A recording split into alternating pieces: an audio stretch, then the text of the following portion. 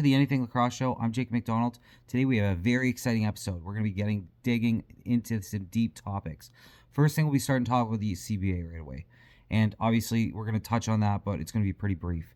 Then we're going to get into some history of the NLL, just general history. Talk about who's got the most championships in league history.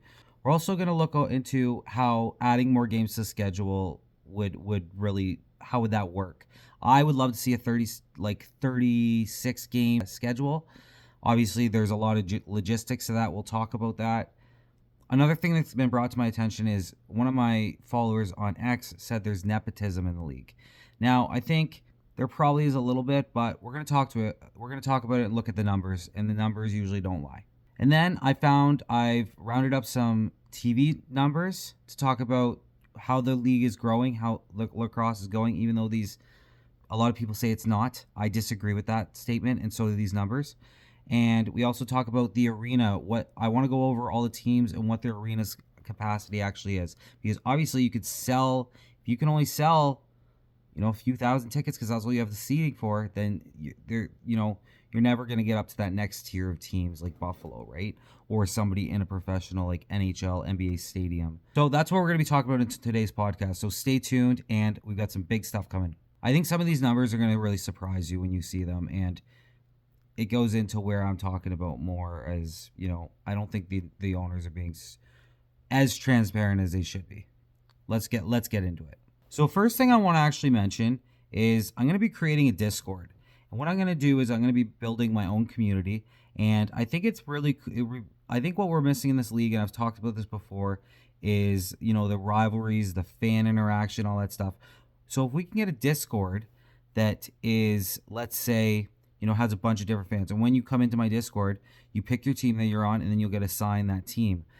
Then that team, you'll get put into a chat with all the rest of your fans in the Discord. On top of that, every week there's going to be a game chat. So I'm going to try to get it to drop on about a Wednesday, or open up on a Wednesday, and then it'll be gone on the Monday. Now we'll archive them, but nobody will be able to comment on them after whatever they're archived on the Monday or whatever, right? And what this does and what this creates, this will be able to create a little bit of trash talk between fans, and hopefully it'll drive, everything up. Viewership,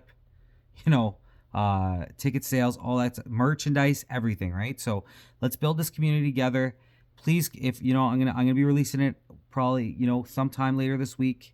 I'll let you guys know on my socials. You guys are the first ones to know, anybody who's watching this podcast. And I'll definitely be getting some stuff. I've got some really creative ideas coming in there.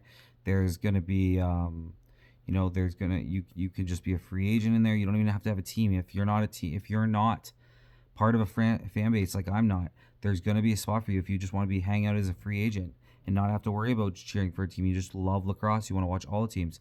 There's going to be weekly debates. There's going to be weekly topics. Like, I've got so many ideas for this Discord, and I'm open to hearing some more. Another thing I've got is, I think it was really cool, they're going to be taking somebody, I don't know if it'll be a rotating thing or not, whatnot, but it'll be like a team captain, or not a team captain, a fan base captain. And what that person will do is essentially just, get everything going with their fan base, right? So it's going to be going to a really diehard fan.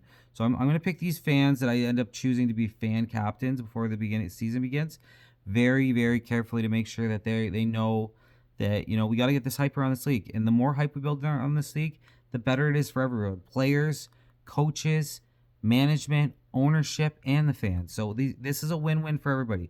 And I don't think there's a community out there exactly like this yet. And I'm going to build it, because if it's not there, you have to build it. So stay tuned for that. That is coming, and it's big, exciting news. So that'll be awesome. And I'll be in there all the time.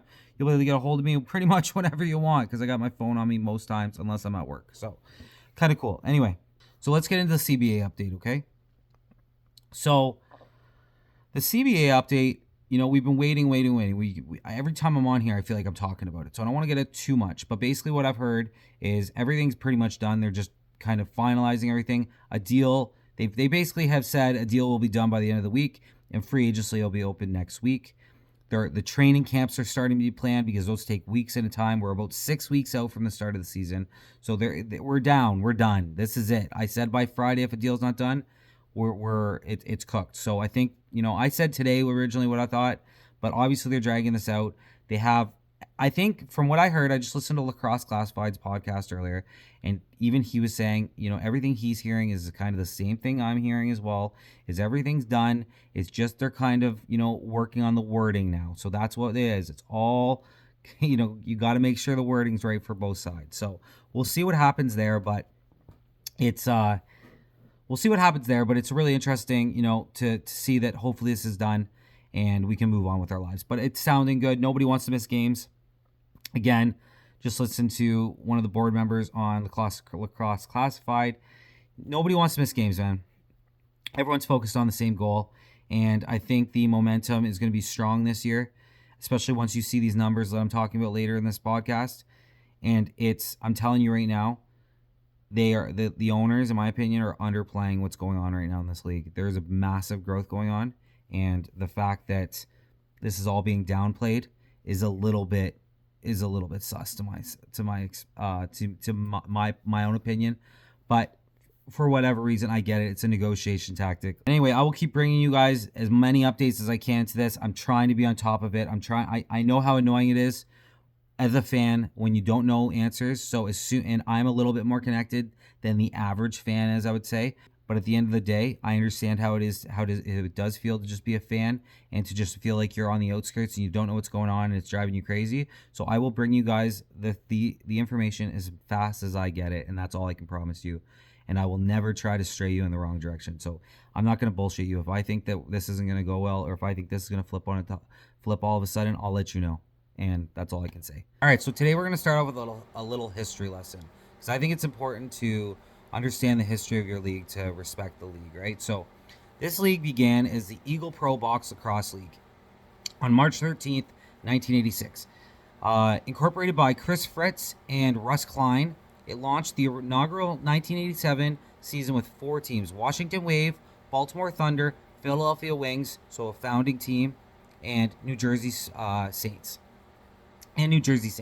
It rebranded to the Major Indoor Lacrosse League, the MILL, after 1988, so only one season as that other league, really.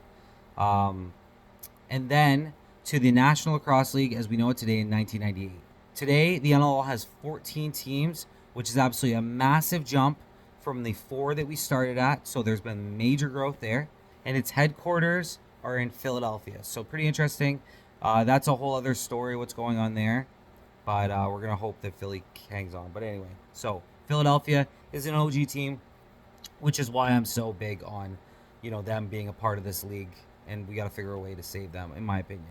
On top of being at 14 teams right now, I will add that there's been rumors about additions as well. We have a couple teams right now that aren't bringing the attendance numbers we want. So maybe they're not looking at so much expansion as relocation. They're obviously going to try to maintain what they have, especially with what happened with Panther City. But I have heard rumors that going back to Edmonton is an option, right?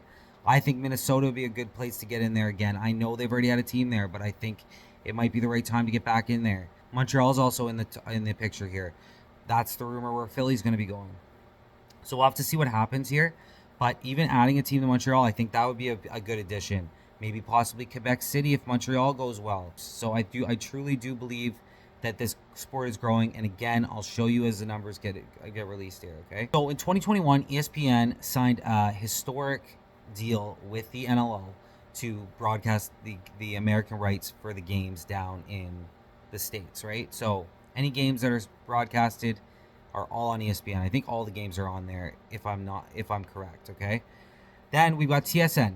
TSN partnered with in 2021 as well, and they've extended through the 2025-2026 season. So that's good news, and I think there's going to be a lot of growth this year, so I'm hoping they release those numbers. So that's another whole conversation, okay? But there's massive potential for growth here the more games we get on TSN, okay?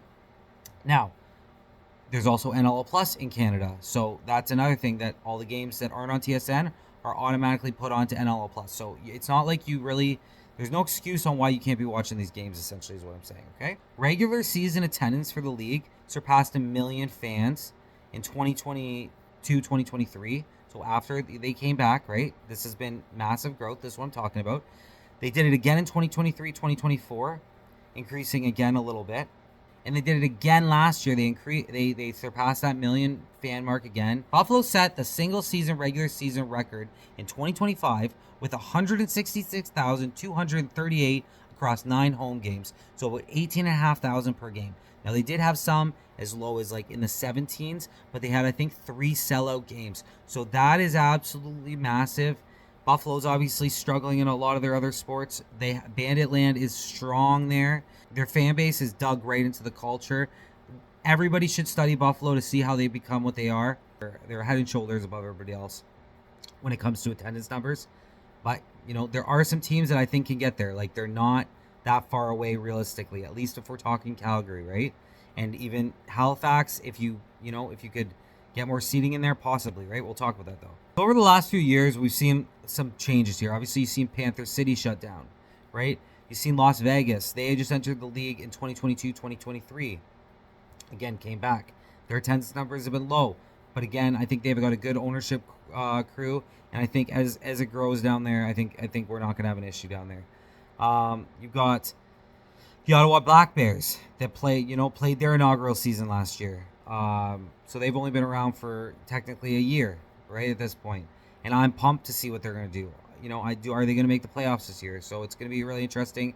They just made that big trade. We'll see what happens with them. But and they have the best scorer in the world, right? So that also helps as their captain, and he's young and he's ready. They have a good shot at winning a championship. I like their goaltending too, and Higgins, I think he's a fantastic goalie, and we'll see what happens going forward there. But I do like them a lot. Now this summer, you had Albany relocating to Oshawa. Oshawa, I think, is a great city. It's going to have that great rivalry with Toronto. If it can get big enough, you can maybe do a game at the Scotiabank Center, right? Where you get both those guys. GTA battle of the GTA. Who's the best team? Sell that storyline. Positive growth. I think it's going to be interesting to see what happens at Oshawa this year. But I definitely think they're going to have more.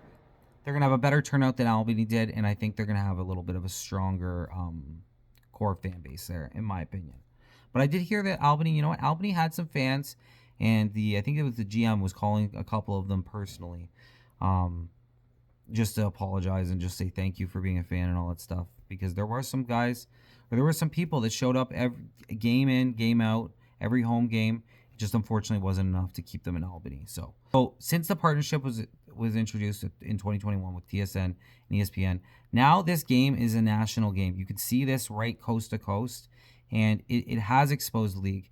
But obviously, and I've seen the growth. Like when we talk about the numbers here, I keep saying that, but when we get into the nitty gritty here, you're going to see what I'm talking about. And there's been a lot of growth in this last couple of years. And I think that we're just about to rock it out here. I really do. This sport's amazing. And there's no reason that this hasn't taken off other than, in my opinion, exposure, right? That's the main thing. We've had, I think, 3 seasons now that there's been over 1 million fans to watch the game of lacrosse. So it's fantastic. Being 40 years in since when the league started, essentially, or almost 40 years, we're at a very pivotal point here that the NHL was at in a similar time. And history doesn't always repeat itself, but usually rhymes. And I can see this being at that same point, especially after I look at numbers and stuff like that.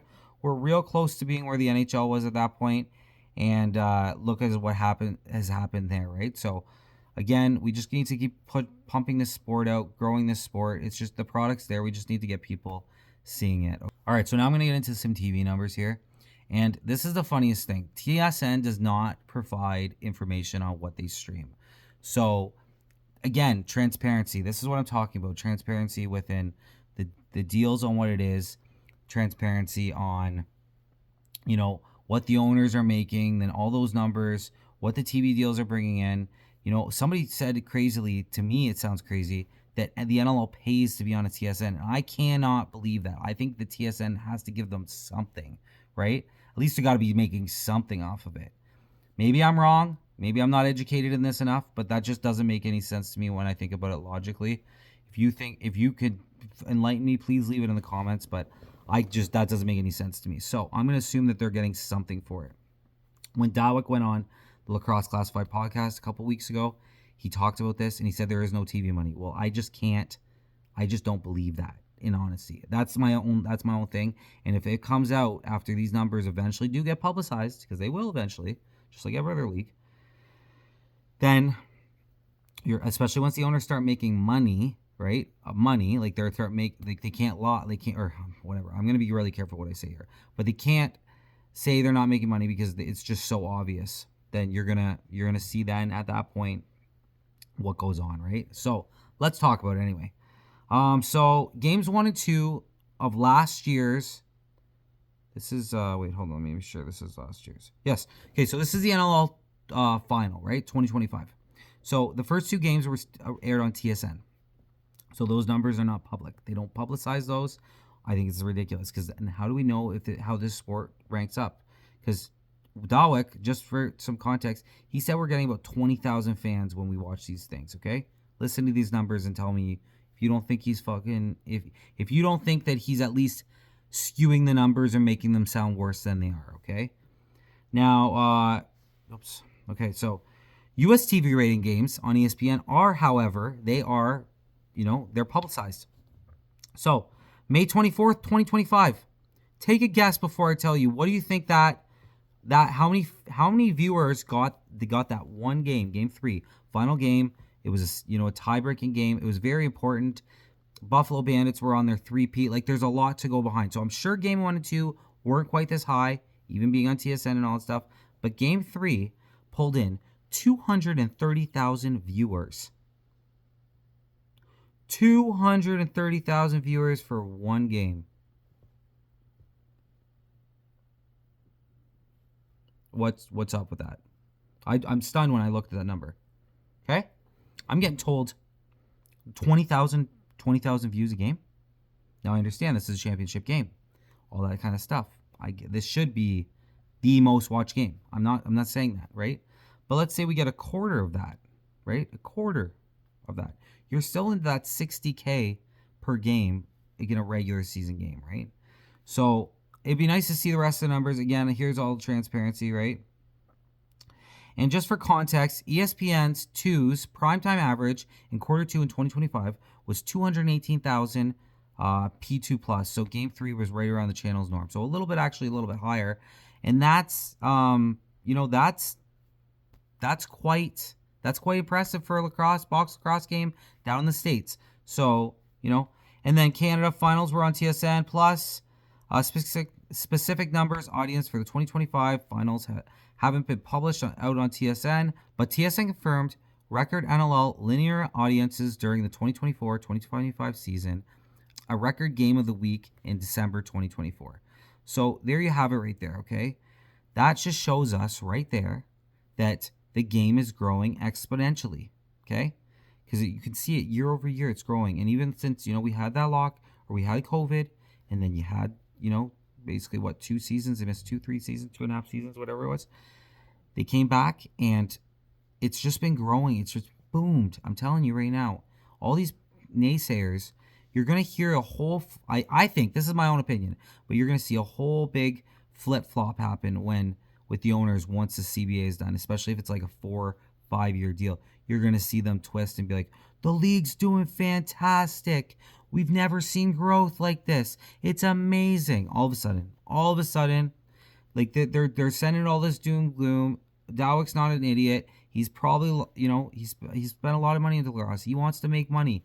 He said that. They want it. It's all about impressing your game or your friends in business. It's a game to these rich guys. It's all about who can have what just to show off. It really is at the end of the day. Okay? So they don't want to be telling people that they're losing money on an investment, right? Because that's what this is for people, right? It's an investment. Now, not all owners. Some owners don't care, right? They're just like, we're going to throw money at it until it works. We love those owners as fans. We love them, right? And I understand the business side of thing. I always shit. I do shit on the owners probably harder than I do the players because I'm more for the players for sure. Because I just don't, if the owners were being completely transparent and then the players were asking for unreasonable terms, I would then side with ownership. It's just because they're not being transparent with the numbers and the financials and all this different stuff, the TV numbers. It just makes it suspicious. It makes it sound like you're trying to hide something. And They probably are. So, and for the NLL final on ESPN2 in 2023, so 2 years before that, was only 69,000 to 71,000. Now, again, this was a three-peat. This was a lot going on, but I'm just saying that's how much we've seen growth in just that last little bit. And it's not just in boxes. PLL's got great numbers too. So yeah, even like ESPN and TSN Plus and streaming platforms don't release per game viewership. Linear simulcast are the only times we get public Nielsen data. It's the only time we get public Nielsen data. So saying that you don't actually know what these numbers are. And this is where it comes down. Like I was just saying, transparency. We have to keep record. We have to keep track of the viewership so we can know. And this is going to help everybody. This is going to help the league because they're going to be able to charge more unless they already know, right? They're actually, to be honest with you, they probably know what the numbers are and they're just, they're able to negotiate with TSN. Again, goes back to my point, and I don't see somebody bringing over 200,000 fans to like viewership to an event and not getting anything from said TV production company. So that's why I have a hard time believing that they're not getting any money from the TV deals. That's why when Jamie Dawick's like, there's no TV money, I just can't believe it. The PLL in 2025 regular season, record growth, peak at 833,000 on ABC, linear plus streaming, plus 10% year over year overall. They use a different distribution mix, more ABC, ESPN windows. You'll naturally see bigger reported TV numbers. So again, this goes back into transparency and kind of everybody using the same standard in order to get those TV numbers. PLL is obviously doing a much better job trying to push that their numbers are maybe higher, or they're really just getting more accurate numbers maybe than we are, right? Let's talk arena attendance capacity, because at the end of the day, if you can't hold the people, it doesn't matter how many tickets you sell, right? Buffalo holds 19,070 people fully maxed out, which they did 3 times last year, so very impressive. Calgary obviously next. 19,000 capacity, just over 19,000 capacity with having an absolutely full crowd. They're averaging around, I think 12 or 13,000. You got the Colorado Mammoth that can hold 18,000, just a little over 18,000. You got the Georgia Swarm that's got can hold about 10,500. You've got Halifax that can hold 10,595. And you got Vegas. They can hold a little bit over 5,500 in their current arena, but there's ways that they can kind of get around that and hold more fans. Time comes for that. Then you got the Ottawa Black Bears, which are just under 7,000 set up for the NLL, but they can go up over 18,000 if they open everything up.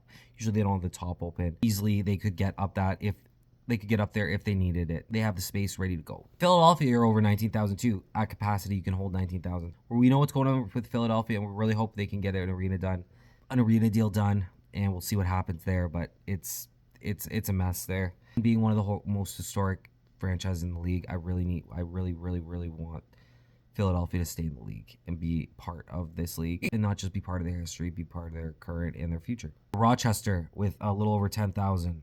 We got the Seals with around just under 13,000. Saskatchewan with a little over 15,000, so lots of seating capacity there. You have the Toronto Rock, who are in Hamilton now, 18,000 seats available there, so absolutely fantastic after the renovation. Vancouver Warriors, they're just under 19,000, so again, they're in an NHL arena, obviously. And then Oshawa, this is kind of interesting. They can only hold about a little over 6,000. The building can flex up to about 7,600, so there is a little bit of more room, but we still need to be able to hit, in my opinion, these teams need to be hitting over that 10,000 is what I think every team should be averaging in order to get us to where we need to go. So a little nerve-wracking when I seen that with Oshawa, not going to lie, but let's see how the community goes, and then we'll go from there, right? They do have other arenas in the area. Worst comes to worst, you could be doing games in like the Scotiabank Arena. We'll have to wait and see what happens there, but hopefully they can fill the 7,600, and then this will be an issue. Right now, this isn't really an issue until we see them start filling this up. So now, speaking of Vegas, they have a little bit of flexibility, because even though they have a low seating, quote-unquote, home arena, they could still technically go to the T-Mobile Arena, which it holds 17,500, or the Michelob Ultra Arena with just around 12,000 as well. So they have options. If they do start building a really good fan base and you got games that are starting to sell out, they could look into a new arena or something, like looking into another option, right? So another option for the Oshawa Firewolves is they could go use the Marley Arena, the Toronto Marley Arena. Obviously not ideal, but it's something. It is an option there if they want to get an extra 1,000 fans or 1,500 fans or whatever it is. And even if you had most of your games in the smaller arena, like in their home, if they could play the Rock or like, you know, Buffalo, if that rivalry gets going really good too, if they could play one of those teams in like at the Scotiabank Center, where like that would be an amazing thing too, right? So I'm really interested to see where Oshawa goes, because I do think they're going to have a strong fan base there. So one of my followers kind of brought up nepotism in this league. And I think that nepotism is obviously always kind of concern into professional sports, especially a sport like this where everybody's so interconnected. You have family members that are in upper management, you know, they're in like the junior level, they're all over the place, right? All these guys are so connected because a lot of them come out of the same area. So they're obviously going to know each other, have family and all that stuff. You have people, you know, you've got dads who kids played and now they're, you know, other side of things. They're in the front office side of things. So there's a lot going on. One guy that sticks out to me is on Toronto Dog side.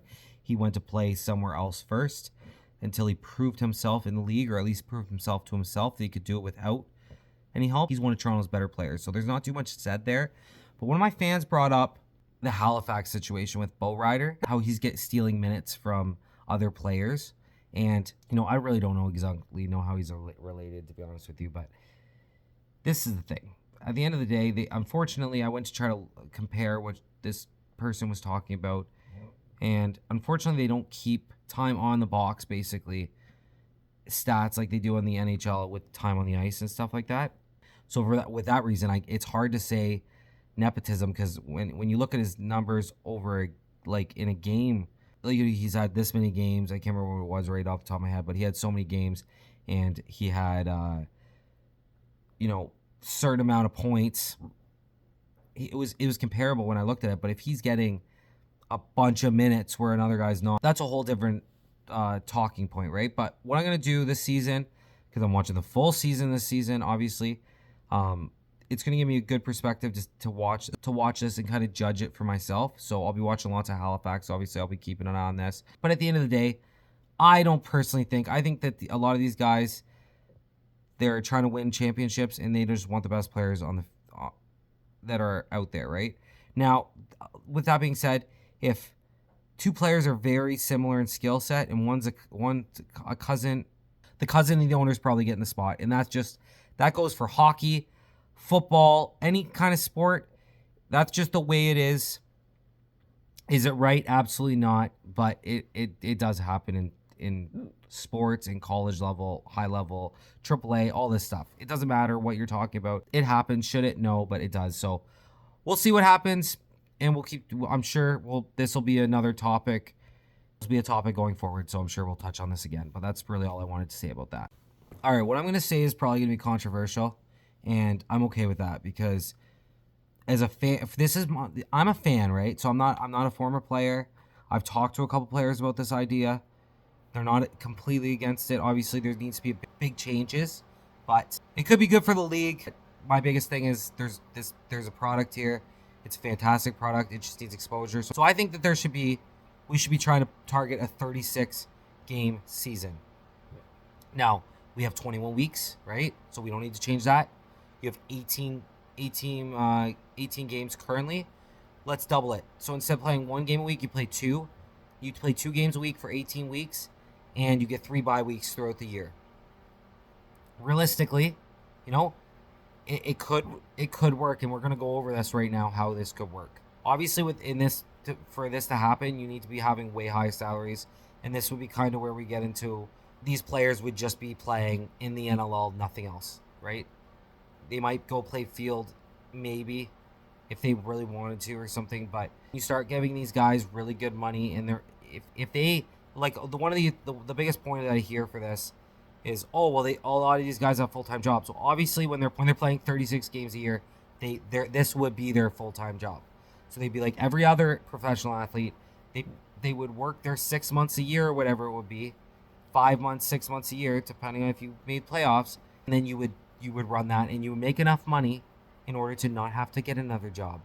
And I'm talking a couple $100,000 maybe to start, 300, 400, maybe even $1 million player eventually, right? So that's kind of what I see. Now, I know, you're crazy, but I think this is where this is going, in my opinion.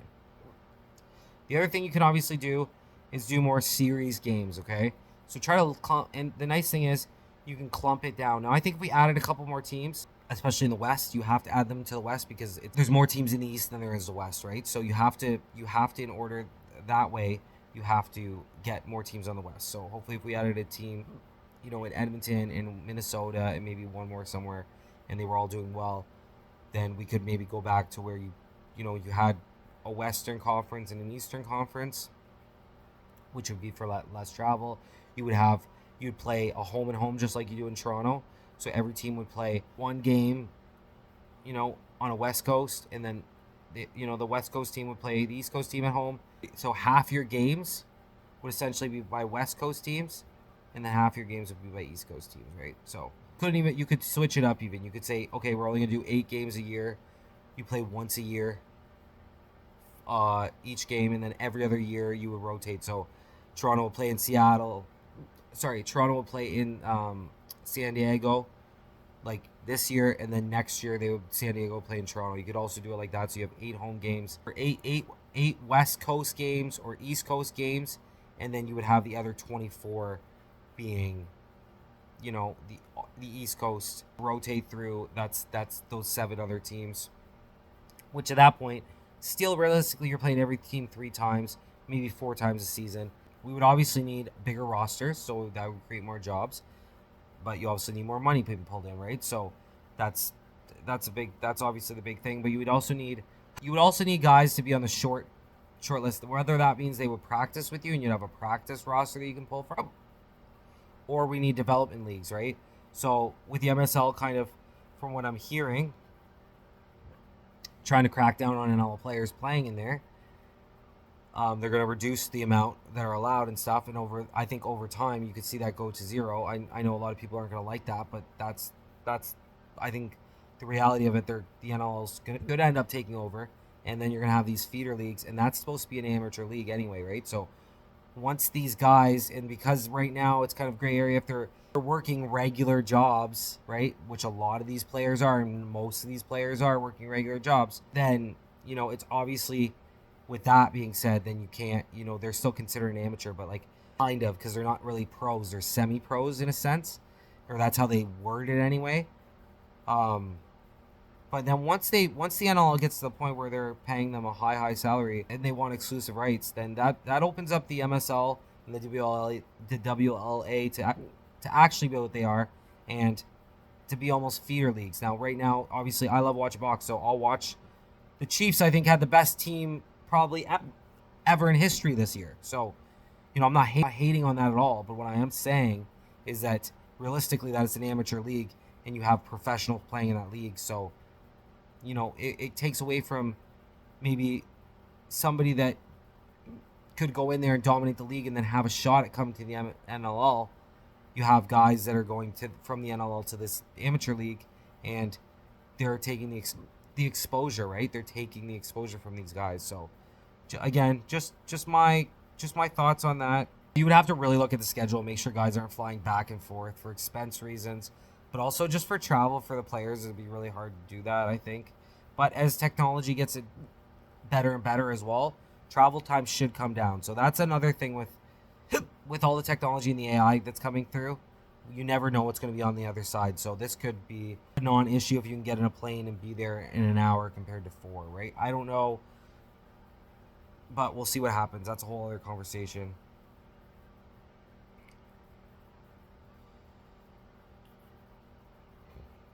You could do, especially if you're playing a team 3 times a season, maybe even 4, you could do those back-to-back, home and home weekends. So where you could have, especially Oshawa, Toronto, Buffalo, Toronto, you could have a home and home weekend where they play on a Friday and then a Sunday. They play on a Friday and then a Sunday, right? So that's also another thing. So I think the best way to roll this out would be do it in stages, right? You're not just going to jump. You're not just going to double the game amounts next week, right? So I think the first step would be moving it to from like an 18 game to 24 games a season, right?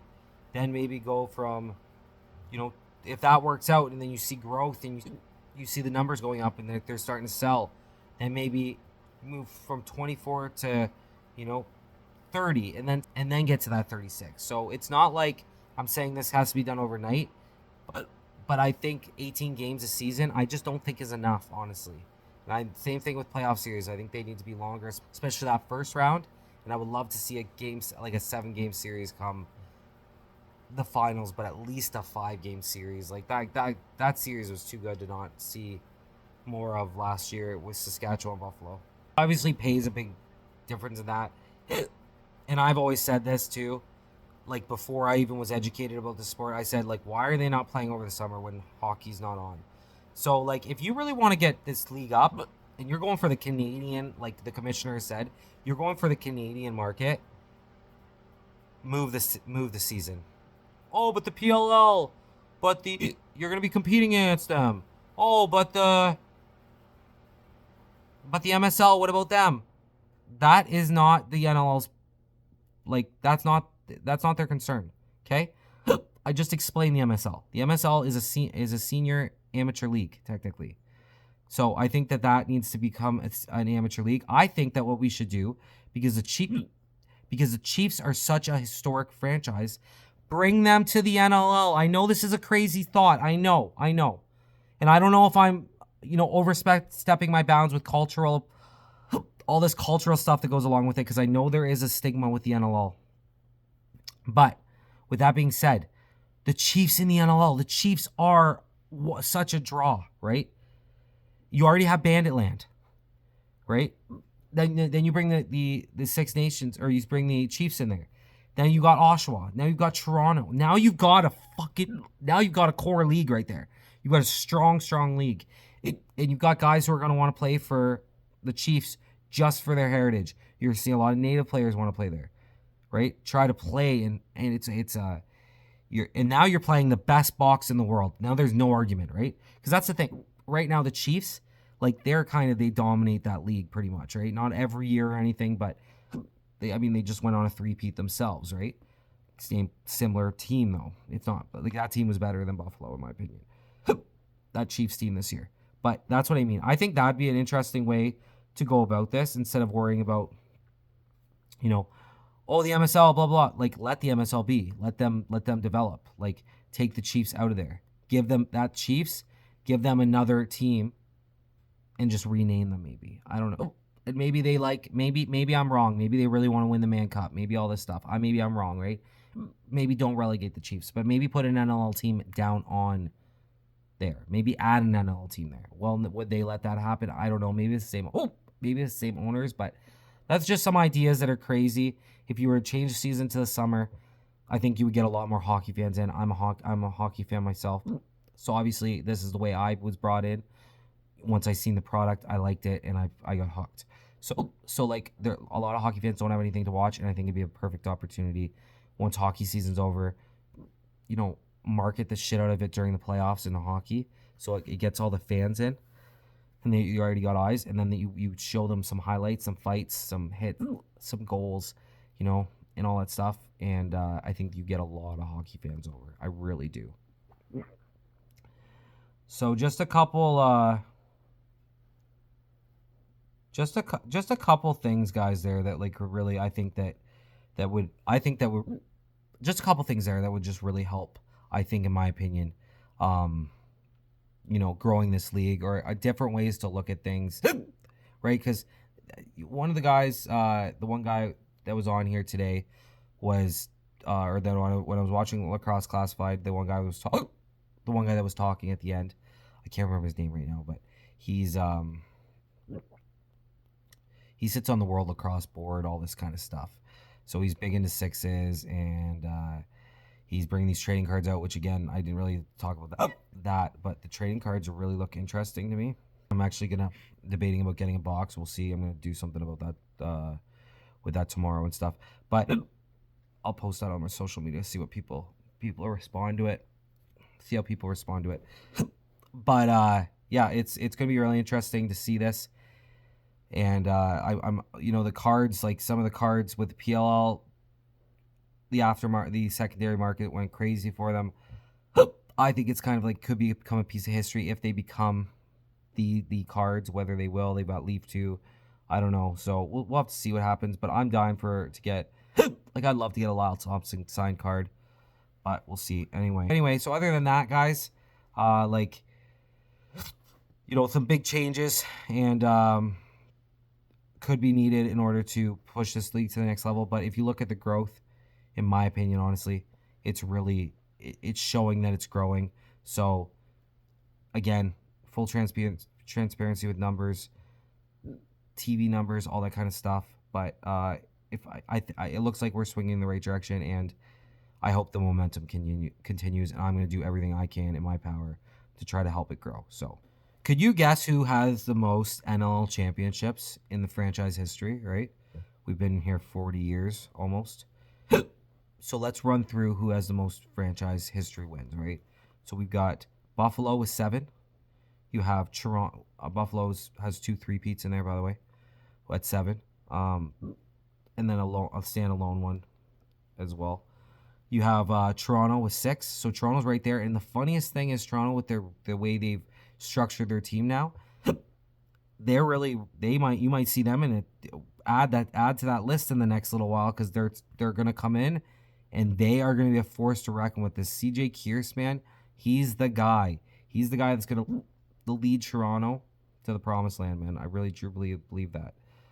You have Philly with 6, which again, Philly, like, we got to keep them in the league, right? No matter what, all costs, we got to try to keep them in the league. Please, I keep them in the league. Hopefully, they don't relocate. I'm for Montreal getting a team. Don't get me wrong. I really want to see Montreal get a team. I think it'd be great for the league. I think it'd be great. It makes the most sense. But at the end of the day, I don't want it to be at the expense of Philly. Okay. We've got Rochester has 5, and they have a 3-peat in there. Mr. Matt Vince, all that kind of stuff. So Rochester, they've got a historic franchise, and obviously the Rochester you see now is not the same Rochester. Technically, Rochester is Halifax now, but that's a whole other episode that we'll go into another time. Okay. You have Saskatchewan/Edmonton with 5, so they're right there as well. Obviously, Saskatchewan, their product's amazing. They were right there last season, and they're coming back with the very similar team this year. So I think they have a definite shot to get to that number 6 this year. Saskatchewan/Edmonton has 3, so it's still super impressive. Saskatchewan is a force to be reckoned with, and they are going to be in contention. They're coming back with a very similar team that they did last year, and they are going to be looking to try to get back to that NLL final and try to close it out this time. Because they were very close last year, and they just ran into a juggernaut and a dynasty. You have Colorado also with 3 as well. You have Georgia with 1. You have Detroit, which is obviously not a franchise anymore, but they have 1. New Jersey as well, same thing with 1. And Washington, Stealth with 1. So, there's some franchises obviously are not around anymore, but the history still pours in there, and they're cemented into history, and that's never going to be taken away from them. We've covered a lot on this podcast. We've talked CBA. We've talked, attendance numbers. We've talked the numbers of the TV, or the TV numbers that I could find. We've talked, we went over, the championship, a little bit of history in this one, which I kind of like doing. I like knowing the history. So if you guys like that, leave it in the comments. That's something I can definitely continue to do. I enjoy doing that. We've obviously, we've gone over a little bit over nepotism. Obviously, I don't know if it's fully there, but I'm sure, again, we've already talked. We touched on that. And, obviously everybody's, doing the same thing. They're waiting for the CBA to be done.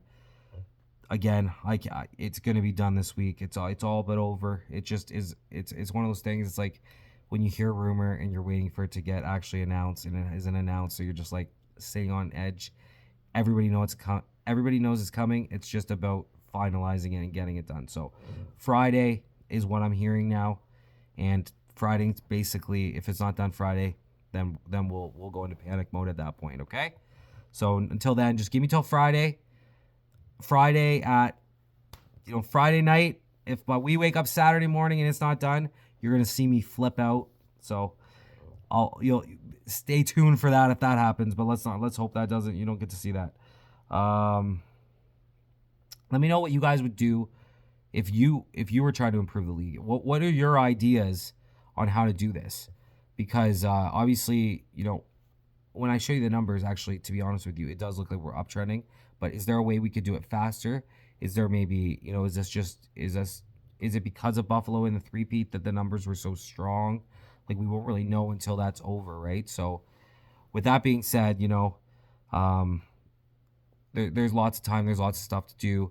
We've got lots of lacrosse coming, and again, as soon as this is done, it's going to be amazing. We'll be talking about for the free agents right away. As soon as that happens, we're going to go over the schedule and we'll predict every single game of the season and see how bad we do at the end of the year. We'll do we're just going to be doing breakdowns, analysis of how the teams are looking. I'll try to get some training camp footage for you guys. I'll start reaching out to players I do have on here and just kind of start picking their brain a little bit. And I'm hoping to get some guests on here too. I've got my first guest lined up for my next podcast. I will have a guest on my next podcast, and you guys are not. It's more of a personal guest for me, but it's exciting. Okay, I'm not gonna spoil it yet, but it's very exciting for me anyway, and it's gonna be a memory I'm gonna have for the rest of my life, and for the rest of their life probably. So it's gonna be and they're always gonna know that they were my first podcast. So when I'm massive, because I plan on growing this big time. I'm working very hard at it, and I put a lot of time into it, and I'm dedicated. So I want my first guest to always remember that he was my first guest. So to all the great guests that I do have that have had offers to come on here, it's nothing against you, but it's just this guest to me there will be never anybody else better on my show than this. So, and obviously that's big shoes to fill. So you guys stay tuned for that. Very exciting. And other than that, guys, I just want to say thank you for taking the time. If you're still here at this point, first off, leave a comment, because you're going to be getting something special if you're still here and I get a comment that you're still listening to me at this point on YouTube or on Spotify, wherever you're choosing to listen to this. If you're still listening at this point, you put a comment. Trust me, I'm going to remember that, okay? So I don't exactly know what I'll do, but I will keep that in mind for the future, and you will be getting something eventually. I don't know exactly what it is yet. It could be, maybe some merch when I bring out my merch. Maybe you'll get, access to something that others have to pay for. Maybe you'll get, depending on where you are, maybe I'll have an extra ticket to a Halifax game, and I'll be able to, hey man, remember that time you commented here? You get this ticket. So you never know what's gonna happen. Maybe it'll be a shutout. Maybe it'll be coming on my podcast, right? Who knows? Who knows yet? So I'm open to a couple different things. But so anyway, other than that, I think I've rambled on for long enough. I bet you this video is so long, but that's okay. I've had fun. Basically, again, thanks for listening. My name is Jacob MacDonald. I am anything lacrosse, and you'll be hearing from lots of me. So it's the game that never sits still, and it is the best game that you can watch.